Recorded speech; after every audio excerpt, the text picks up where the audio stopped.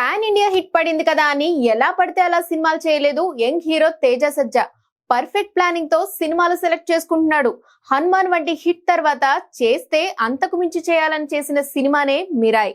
Cinematographer come director Karthik Ghattamaneni దర్శకత్వంలో ఈ cinema తెరకెక్కింది. నిర్మాణ సంస్థ పీపుల్స్ మీడియా ఫ్యాక్టరీ అత్యంత ప్రతిష్టాత్మకంగా నిర్మించింది. ఇందులో తేజ యోధుడిగా కనిపించగా మంచు మనోజ్ విలన్ గా నటించాడు.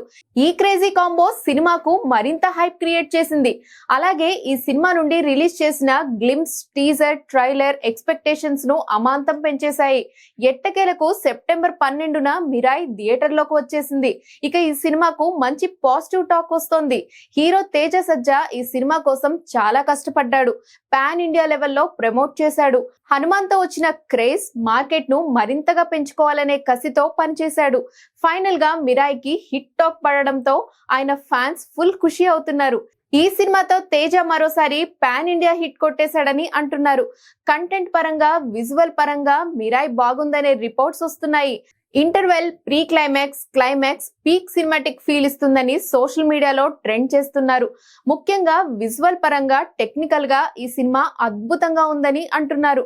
ఒక నార్మల్ సన్నివేశాన్ని కూడా సాలిడ్ బీజిఎం తో గౌరహరి మ్యాజిక్ చేశాడని చెప్తున్నారు. ఓవరాల్ గా మిరాయ్ తో తేజ సజ్జా మంచి హిట్ కొట్టాడని చెప్పాలి.